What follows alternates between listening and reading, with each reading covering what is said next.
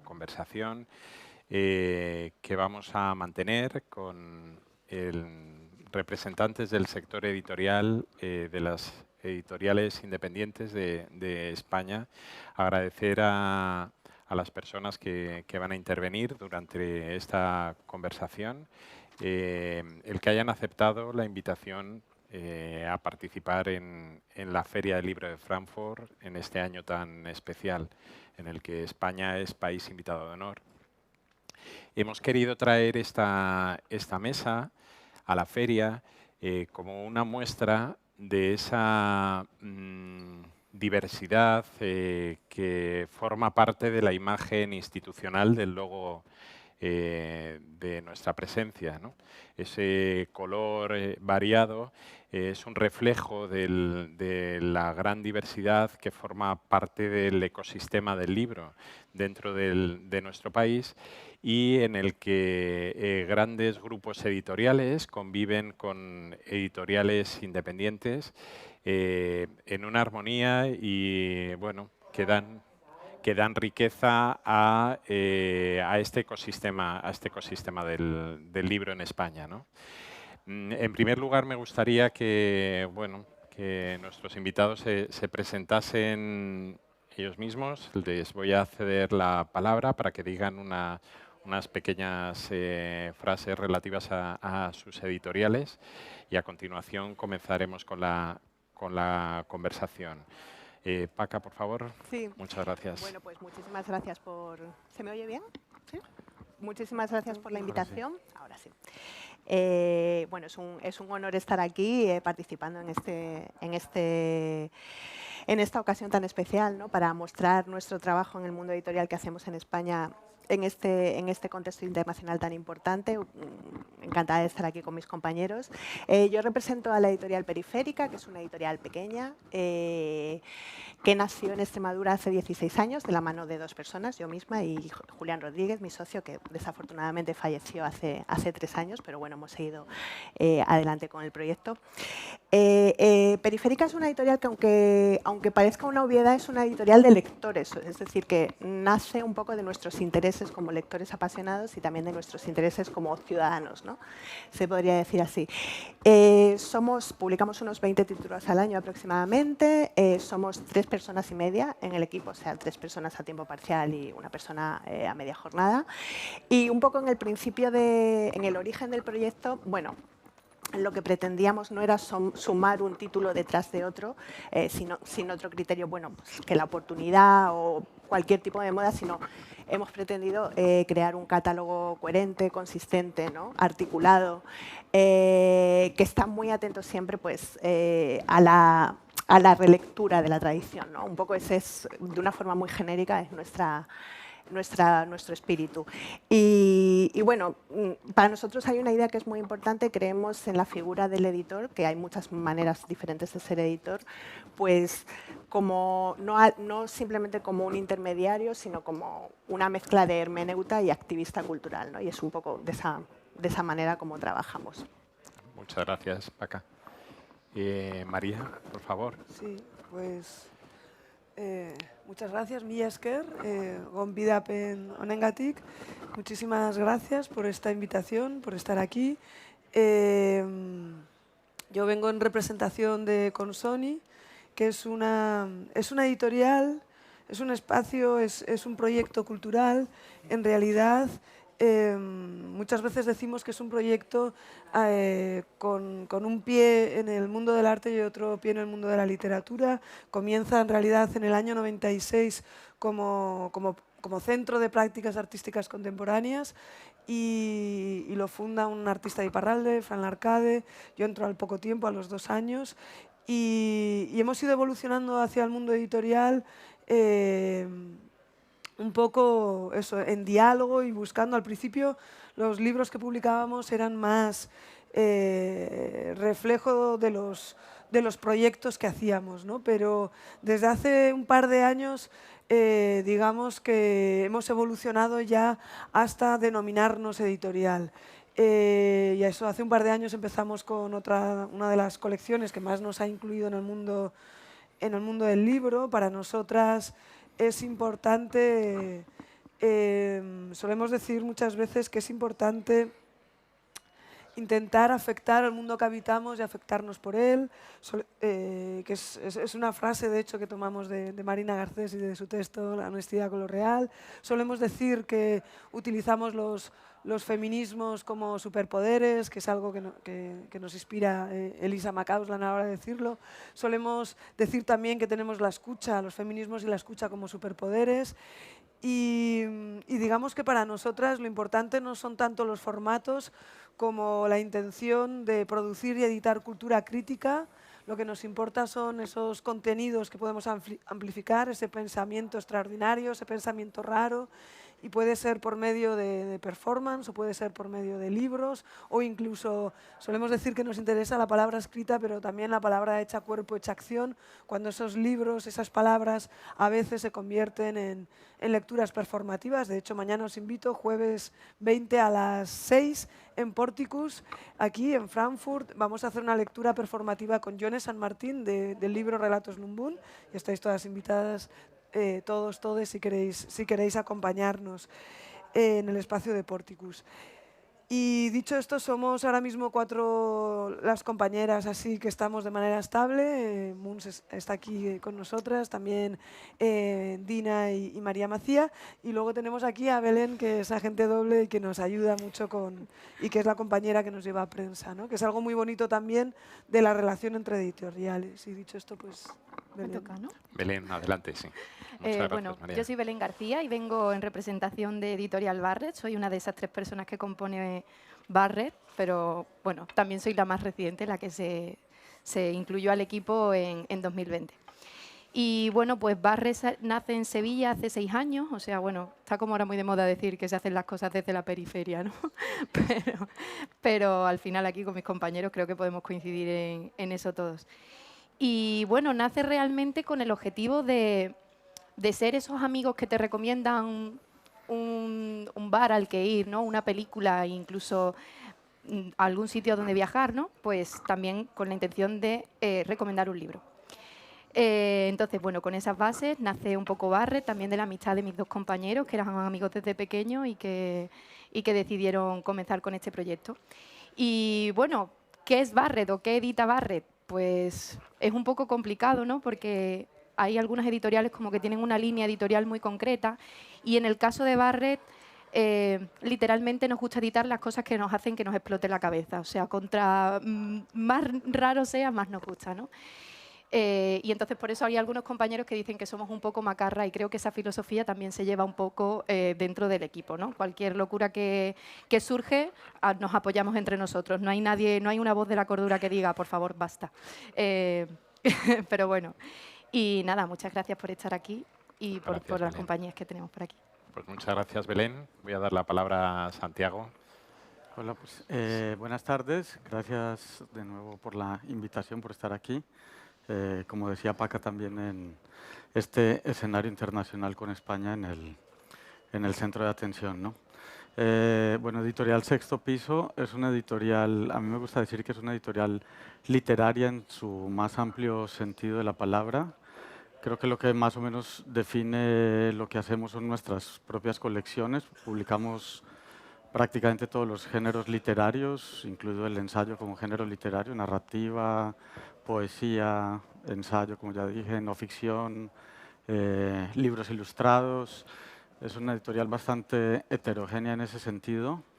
Nació hace 20 años en México y 2 años después comenzamos también, digamos, el proyecto en España con la idea, ¿no?, digamos, de intervenir en el ámbito común de nuestra lengua, digamos, con la idea de estar haciendo un catálogo, digamos, para lo que nos gusta llamar una inmensa minoría.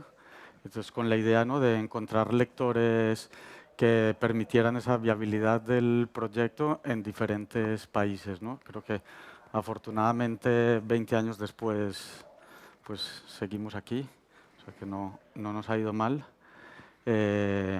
Publicamos más o menos unos 25 títulos por año en todas estas colecciones que ya comenté. Tenemos 2 sedes, como decía, en México y en España. Somos 6 personas en España. Y le complemento, le robo un poco la idea a Paca también de la importancia del catálogo, ¿no?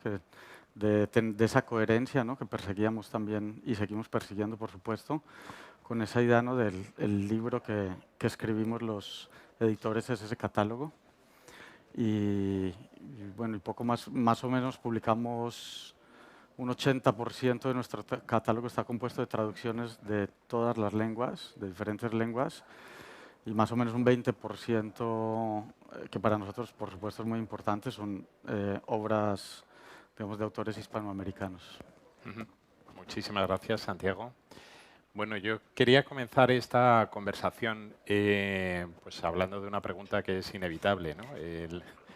Hablamos de editoriales independientes y el propio significado de la palabra nos da ya una idea de qué significa al margen de otras decisiones, como habéis comentado, cada una con su identidad propia, ¿no? Y unas decisiones muy claras, pero sí me gustaría que hicieseis un repaso, que reflexionaseis o nos dieseis vuestro punto de vista sobre cuáles son esos atributos o las características que tiene que tener o que tiene una editorial independiente, ¿no?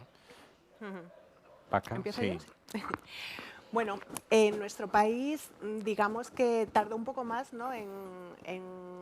en que coexistieran editoriales de diferentes tamaños, ¿no? Pero sí que es una situación que desde hace pues, unos 25 años aproximadamente se ha ido normalizando un poco a los países de nuestro entorno, ¿no? Y ahora efectivamente pues, conviven grandes grupos, 2 grandes grupos, editoriales medianas y grandes independientes y luego editoriales pequeñas, independientes y pequeñísimas, ¿no? A priori se podría decir que que una editorial, o la característica más relevante puede ser su tamaño o sus medios económicos, pero en realidad nadie es independiente de nada, es decir, todos dependemos de algo. Dependemos del banco, dependemos de los distribuidores, dependemos del librero, del lector, del periodista, del crítico. O sea que al final la única idea que me parece que la independencia real reside realmente en pensar los libros que quieres publicar sin pensar en ninguno de estos vectores, ¿no? Esa es una idea muy básica en realidad, pero no tan fácil de llevar a cabo durante años seguidos, ¿no? Bueno, me parece que eso es un poco la raíz del asunto. Luego cada uno con su personalidad, con sus intereses, con lo que considera importante, pero un poco esa es la raíz, ¿no? O sea, tratar de publicar libros y defender un proyecto cultural sin pensar en todos esos elementos que obviamente con los que tienes que convivir, ¿no? Para que salga adelante, es lógico. Yo estoy muy de acuerdo con lo que dice. Creo que al final es como una filosofía. O sea, porque independiente de que hablando con mis compañeros sobre esta pregunta, ¿no? Porque decía, bueno, seguro que van a preguntar esto porque es como de lo que se parte, ¿no? Y me decían mis compañeros de broma, nuestro objetivo es ser independiente de nuestros padres. Bueno, según también qué editorial, ¿no? Porque la precariedad en este sector es como muy ambiguo y tampoco vamos a ser independientes de nuestros padres, ¿no? Por decir nuestros padres o decir lo que decías, un banco, cualquier cosa. Entonces, al final es como una filosofía, el decir, publico esto porque quiero. Uno de los temas de esta charla al final es la bibliodiversidad y al final creo que precisamente la que las aportan es esa parte independiente de la literatura. También yo creo que también una serie de objetivos en principio que comparten casi todas las independientes, que son una serie de valores, pues yo qué sé, intentar salir de esta precariedad que venía hablando, ¿no? Que todas las personas que están involucradas en el sector del libro pues puedan cobrar lo que sea necesario, en fin. Son como una serie de filosofías que se siguen, entre ellas la de publicar lo que quiero. Y al final eso es lo que te hace decir, bueno, vale, dependo de muchas cosas, sobre todo a nivel económico, pero por lo menos soy independiente en cuanto a mis ideas, ¿no? Y por eso puedes encontrar editoriales, microeditoriales incluso, que se dedican a hacer un libro al año o yo qué sé, muy pocos libros, que hacen cosas que son una pasada y que lo que aportan es riqueza a la literatura sin ver más allá de la parte económica, ¿no? Sí, yo, claro, estoy muy de acuerdo, que la verdad, con lo que habéis dicho las dos, traía, cuando recibí la invitación, para mí fue inevitable no recordar un encuentro sobre edición independiente que organizamos, coordinamos en en el marco de Gutun Zuria, que es un festival literario de la ciudad de Bilbao, que organiza el Centro Cultural Azkuna Zentroa, y nos llamó, Azkuna Zentroa, Alhóndiga Bilbao, nos llamó a nosotras, a Consoni, para coordinar. Les interesaba que el festival tuviera presencia la edición independiente, y nos llamaron a nosotras, que estábamos en ese momento como colectivo residente en el centro, para que coordináramos un encuentro, ¿no? Y entonces hubo una parte pública. Este encuentro de edición independiente en Bilbao ha sucedido en 2019, 2020 y 2021. En el 2020 obviamente fue virtual, online. Y entonces hicimos en el 2019 un pequeño informe que, si a alguien, cualquier persona, le interesa acceder a él, la verdad es que no lo tenemos colgado en la web, pero me lo podéis pedir a mí. Y es un documento que podemos enviar a cualquier persona y que deberíamos quizás hasta subirlo a la web.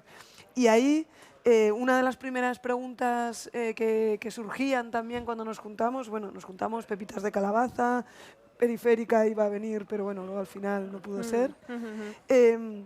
Pepitas de Calabaza, Hoja de Lata, Nórdica, Ratchbird, Con tinta me tienes, Capitán Swing, Catacracks, luego el año siguiente Barret también, Susa, Chalaparta, Astiberri, bueno, un montón de editoriales muy diferentes. Estuvimos allí y cuando... Entonces, más que contestar yo, que es la edición independiente, me interesaba compartir las conclusiones a las que llegamos. Y por un lado, se habló de lo que ha dicho Paca, lo que ha dicho Belén, esa independencia es una falacia, y se habló mucho de la interdependencia. De hecho, a nosotras nos caló tanto que a día de hoy Consoni se llama editorial interdependiente. Nosotras en nuestra definición en la web no pone que somos una editorial dependiente, sino interdependiente. Somos dependientes de otras editoriales, somos dependientes de la gente con la que colaboramos, de nuestros padres, nuestras madres también, nuestra familia. Somos dependientes de la precariedad, de las formas de distribución, del público lector. Somos dependientes de las librerías, sobre todo también si son independientes. Y en ese sentido, otra de las cuestiones que se trató mucho era la forma artesanal de hacer los libros, ¿no? Quizás hay algo mucho más artesanal a la hora de hacerlo. También se habló mucho del compromiso político, se habló del compromiso feminista, de la producción local, de la no explotación laboral. También se habló de la incoherencia a veces.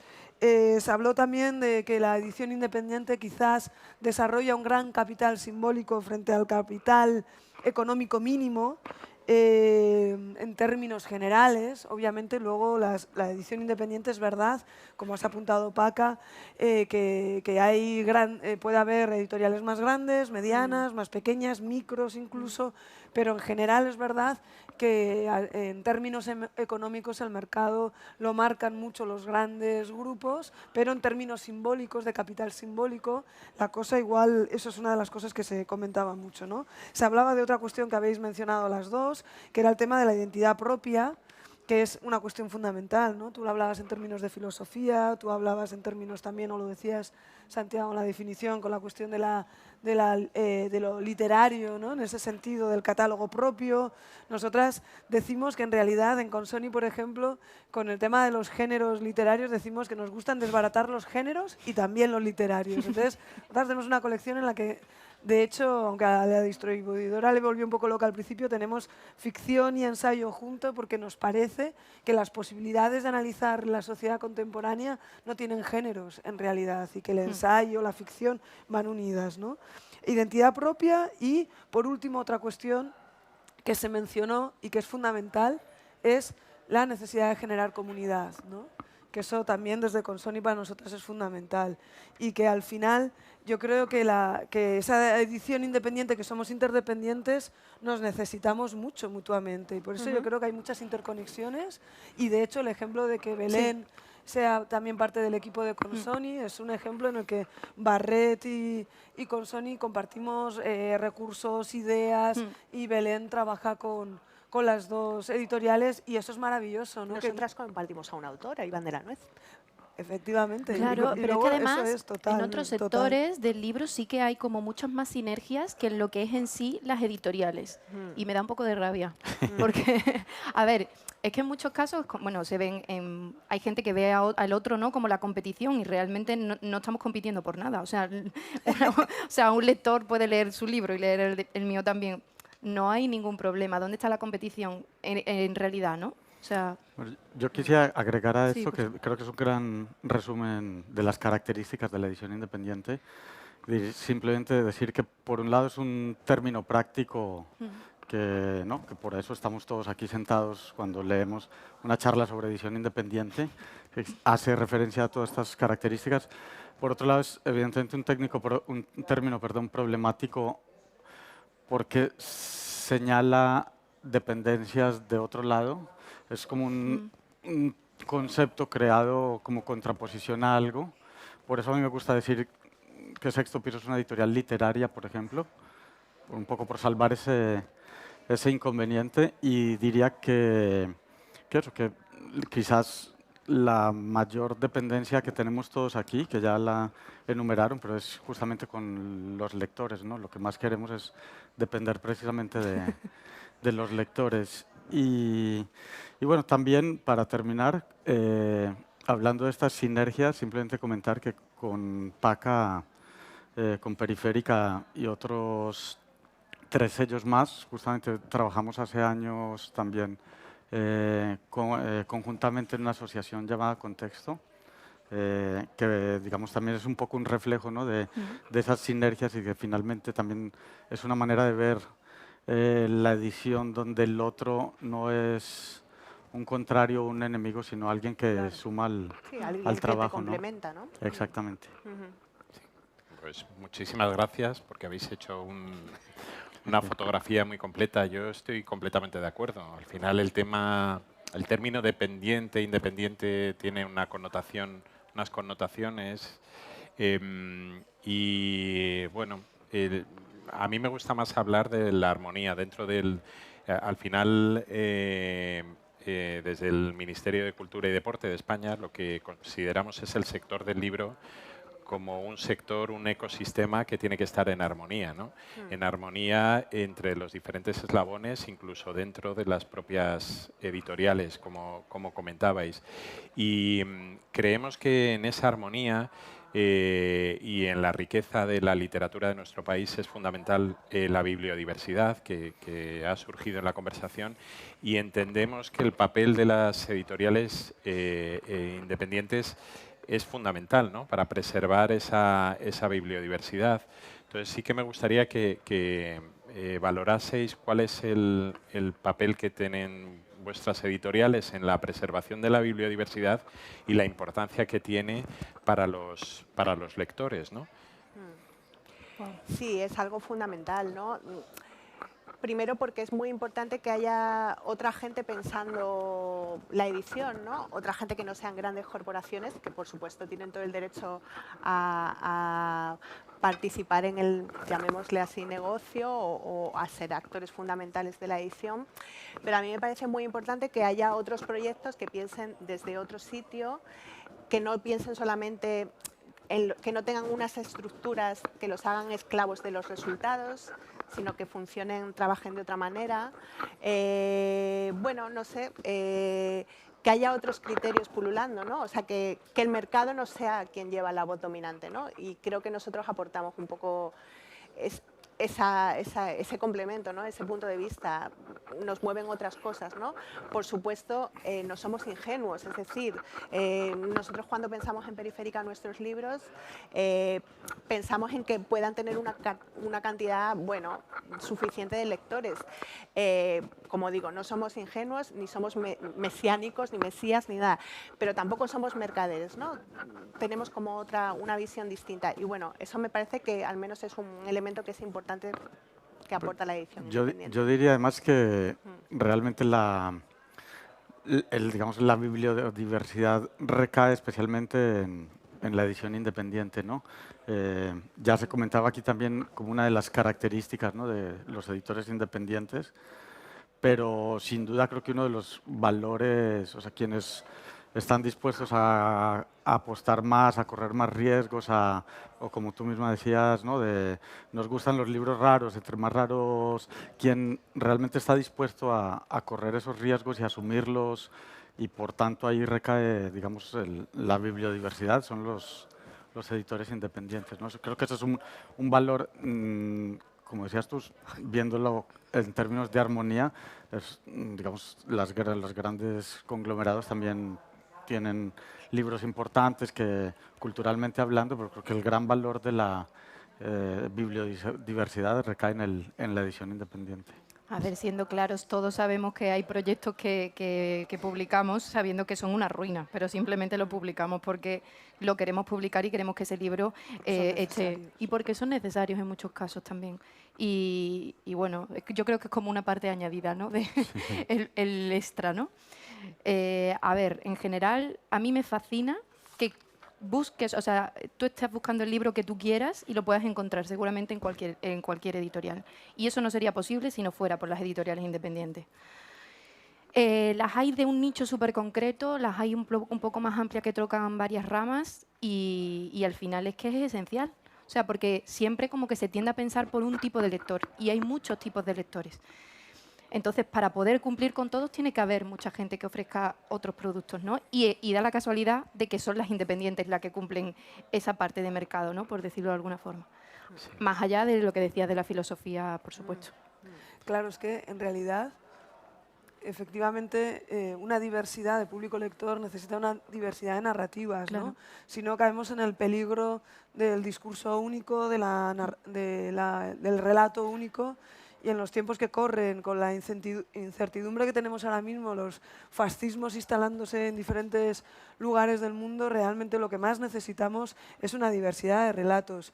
En Pamplona estuvimos en noviembre o diciembre del 2021, del año pasado, en los encuentros en Pamplona que hizo la Alianza Internacional de Edición Independiente, y Vandana Shiva, que estuvo haciendo el cierre de las jornadas, comparaba a Amazon con Monsanto, ¿no?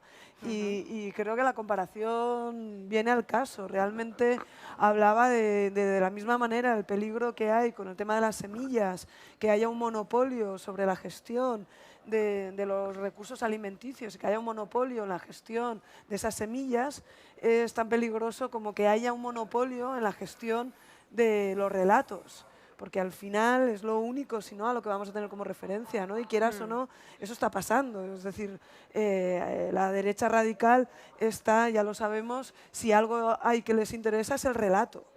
Y de momento, por lo menos, sí que es verdad que esta bibliodiversidad nos posibilita esa diversidad, esa amplitud en los relatos. Y aunque parezca que es algo baladí, no lo es.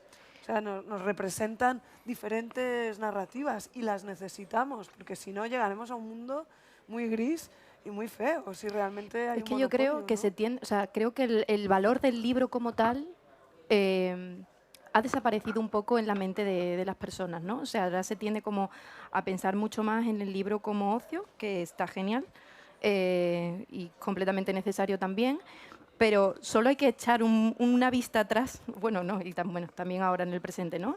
A qué ha pasado en la historia con la literatura, ¿no? Total. Y creo que ese valor como que lo hemos perdido un poco los lectores, en general, como que ha pasado a un segundo plano el libro, en muchos casos, a otras personas no, por supuesto, pero en muchos casos como que ha perdido el valor.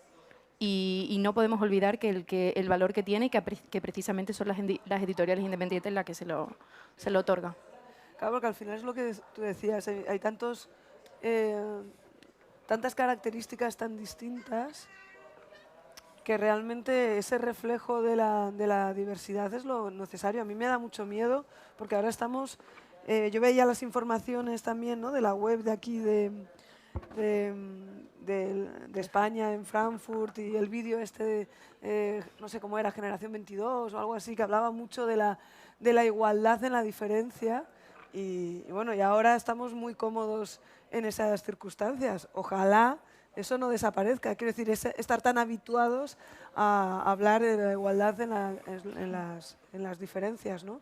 Y creo que una vez que ya superamos el metarrelato de la modernidad, ahora realmente lo que necesitamos, esa bibliodiversidad, es más allá de una cuestión de exotismo, es que es una cuestión necesaria realmente. Sí. Estáis comentando la necesidad de tener bibliodiversidad para lectores diversos, ¿no? Pero yo creo que también el tener esa diversidad hace que los propios lectores se diversifiquen. También, Claro. Porque también. yo valoro mucho ese comportamiento disruptivo, ¿no? Al final no es que el lector busque el libro, sino que a veces es el libro, la mayoría de las veces, el libro el que nos interpela y nos encuentra, ¿no? Entonces es necesario que esté esa oferta diversa para que podamos abrir la mente de muchos lectores y que se enriquezca al final, Sí. ¿no? En este proceso creativo que creo que es la lectura, que también los lectores participamos del proceso creativo, Se retroalimenta al final. enriquece el que puedas elegir y que tengas una variedad de títulos, ¿no? Y de temas. Comentaba antes, Paca, que había cambiado mucho la situación. Bueno, yo quiero pues que hagáis una reflexión. Lo comentábamos antes en el backstage, que hace 31 años que fuimos país invitado de honor aquí en la Feria del Libro de Frankfurt. Y ha cambiado mucho el panorama en nuestro país y tanto desde el punto de vista de la creación como desde el punto de vista editorial también. ¿Podríais hacer un pequeño balance, ¿no? De qué cambios más significativos habéis notado y cómo lo valoráis? Sí, bueno, es un poco lo que hemos venido respondiendo en esta última. En España hubo como un momento de normalización, de convivencia de todos los sistemas, que ya se había producido en Francia, o en Alemania o en Italia, pues eso, hace aproximadamente 25 o 30 años, ¿no? De repente, bueno, hubo gente que se lanzó y se puso a trabajar ahí en los intersticios, en los huecos dejados, ¿no? por otras editoriales más grandes. Y bueno, a veces los paradigmas cambian y no se sabe muy bien por qué, ¿no? Porque de repente los libreros te prestan más atención, de repente se genera el hueco, ¿no? Y eso es un poco lo que pasó en ese tiempo. Y bueno, hay un elemento que es un poco facilón, si queréis, pero realmente hubo un momento en que ya no hacía falta ser rico para ser editor, ¿no? Quiero decir que ciertos procesos, sí, es de cajón, pero es así, o sea, es así. Antes el capital editorial, en todos los sentidos, intelectual y real, estaba concentrado en determinadas ciudades del país. Ellos hoy están en Sevilla, nosotros empezamos en Extremadura, ellas están en el País Vasco. En fin, Santiago está a salto del Atlántico, pero quiero decir, entonces parece una obviedad, pero es así. O sea, una vez que los procesos técnicos se abarataron, Internet cambió el mundo entero, pero por supuesto esto también lo cambió, ¿no? O sea, antes era muy difícil enterarte de cosas sin venir a un sitio como este. Hoy estamos aquí, estamos encantados y estando aquí pues está genial, quiero decir, y encontrarte con editores que tienes relación por correo desde hace un montón de años pues es estupendo y hablar las cosas en persona. Pero quiero decir, puedes hacer tu trabajo sin estar aquí, ¿no? Y eso es gracias pues a la tecnología. Entonces, bueno, eso fue sucediendo y de repente hubo esa eclosión, ¿no? Y luego estuvimos nosotros un poco en el 2000, 2005, 2006, Sexto Piso, vosotras sois más antiguas, habéis tenido diferentes etapas, minúsculas, pero luego 5 años después, como sucede en el arte, ¿no? Pues va llegando gente nueva y como ellos, o en fin, ¿no? Hasta que estamos en la situación actual de bastante normalizada y bastante de convivencia entre tamaños y proyectos muy distintos. Yo diría que históricamente también pensándolo un poco en el español en general y digamos las peculiaridades de España frente a otros países, digamos que hubo una edición independiente ya consolidada, o sea, donde están los que eran los grandes referentes en la edición, ¿no? Anagrama, Tusquets, la propia Ciruela, Pretextos, etcétera, ya con un largo recorrido y de un tamaño que consideraríamos medio al menos, ¿no? No pequeño. Y yo haría énfasis también en lo que dice Paca, que justamente, digamos, quizás ese relevo, con excepciones, por supuesto, porque había editoriales, no sé, Páginas de Espuma, Lengua de Trapo, editoriales como intermedias entre esa casi tradición y las nuevas editoriales como nosotros. O sea, que sí había, no es que no existieran, pero digamos, sí jugó un papel muy importante como la facilidad que hubo con los medios de producción, donde, como decía Paca, no había que ser rico ya para poder lanzar un proyecto.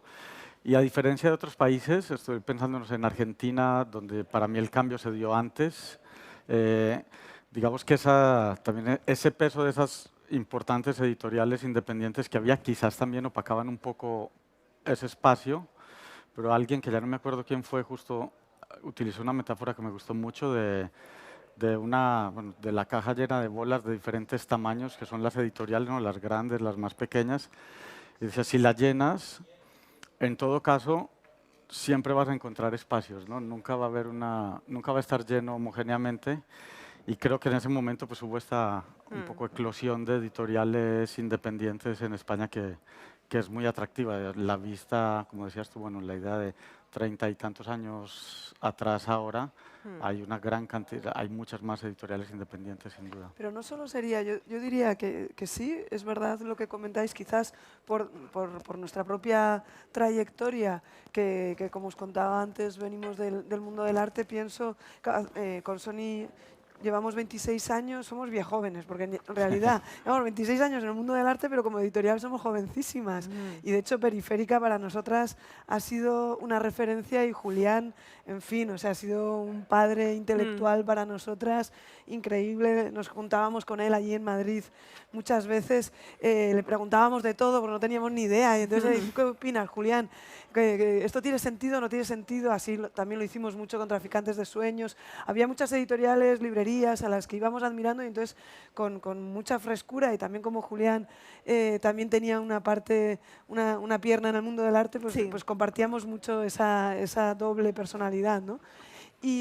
Pero lo que quería decir es que además, añadiendo a lo que estabais comentando de la eclosión de la edición independiente, también yo añadiría un punto más, y es que hace 30 años, que era eso, al poquito estaba al punto con Sony a punto de existir en Bilbao, es que en Bilbao no estaba ni el Museo Guggenheim, que ahora es como un gran emblema. Es decir, hubo un cambio clarísimo, no solo en Bilbao, Bilbao se convirtió en el efecto Bilbao, pero no solo, es una representación de lo que pasó en el Estado español en muchos lugares, pero también en Inglaterra, en Reino Unido, en un montón de sitios estaba dando ese cambio del ámbito industrial, de la ciudad industrial a la ciudad de servicios, donde la cultura de repente se estaba convirtiendo en un emblema, en un síntoma, se estaba convirtiendo en algo interesante como motor económico, quizás en algunos casos, en muchos, muy instrumentalizado, pero bueno, aún así, aunque fuera como canto de sirenas, yo creo que luego sí que es verdad que produjo ciertas sinergias muy interesantes, ¿no? Y desde luego en Bilbao, pues eso, el Guggenheim, luego el Sala Recalde, Bilbao Arte, y también ligado con eso Astiberri, Joker, es decir, no solo fue el mundo editorial, yo me atrevería a decir que empezó a haber un cambio generalizado, no sé si estáis de acuerdo en ello, en que la cultura empezó a tener una serie empezó a entrar en las agendas de las instituciones y de alguna manera también se fue incluso desarrollando un cambio, o sea, un entramado privado, independiente, activista en muchos lugares, no solamente, diría yo, en lo editorial, ¿no? A ver, yo aparte, o sea, yo no había nacido, entonces no puedo comparar mucho con hace 31 años, ¿vale? Pero independientemente de eso, o sea, evidentemente el cambio de España, o sea, evidentemente de dónde venía a dónde está ahora, es una evidencia, ¿no?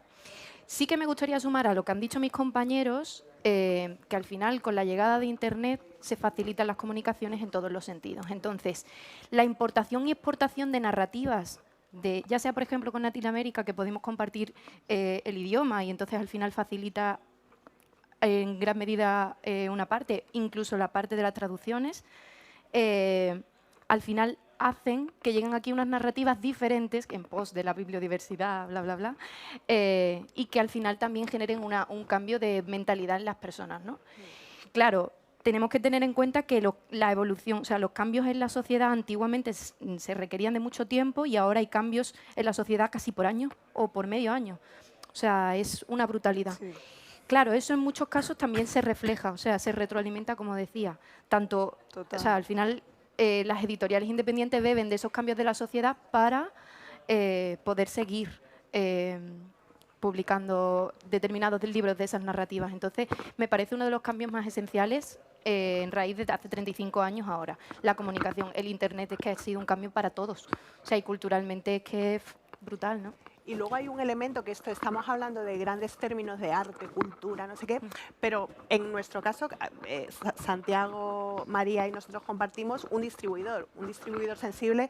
Tener una buena distribución para una editorial pequeña antes era imposible, absolutamente imposible, era un infierno, quedabas perdido, desdibujado, en medio de unos almacenes enormes. Bueno, de repente hubo un distribuidor, en nuestro caso se llama UDL Libros, que sensible a otro tipo de proyectos y bueno, y que son nuestra cara, ¿no?, frente a los libreros. Entonces, bueno, es interesante también, ¿no?, que esa figura nos ayudó a Es una sacar complicidad fundamental. Sí, es verdad. Sí, tu micro se escucha regular. Ya, sí, todo el rato, creo. Ahora mejor. Es verdad.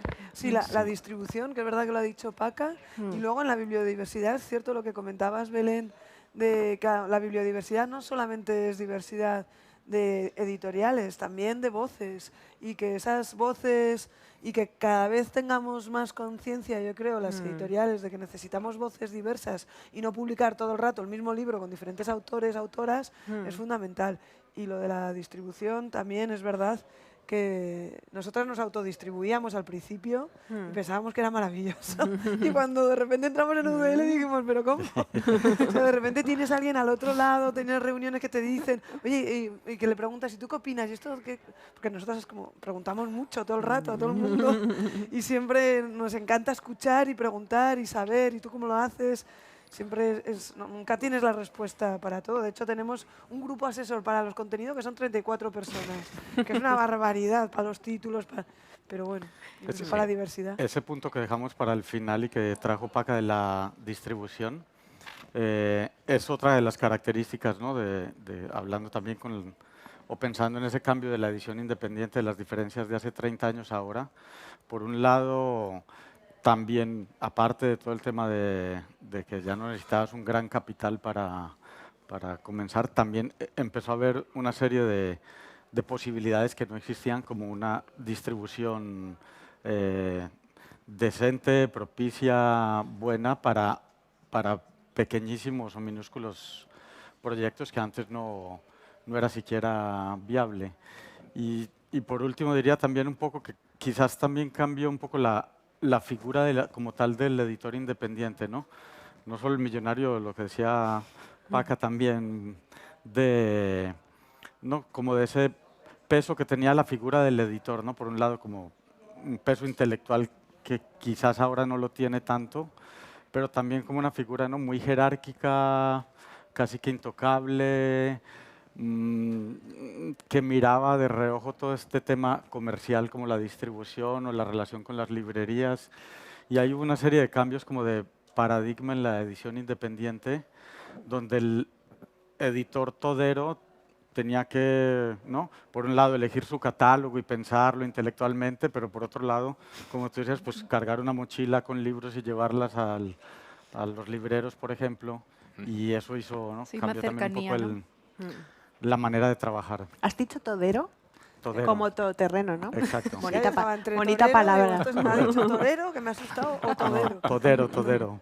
Ya, Sí. en este encuentro de edición independiente se hablaba mucho del hombre-mujer orquesta, ¿no? También. Exacto. Y es verdad que yo, de todas maneras, mira, en relación a lo que has dicho, y ya sé que nos tenemos que callar y todo, y yo había dicho, no voy a decir nada más, pero bueno, que en relación a lo que has dicho, hay una cuestión que a mí me parece importante, no solo de la edición independiente, sino de la producción cultural en general, es que a veces también hay una diferenciación entre la idea entre el generar ideas y gestionarlas, ¿no?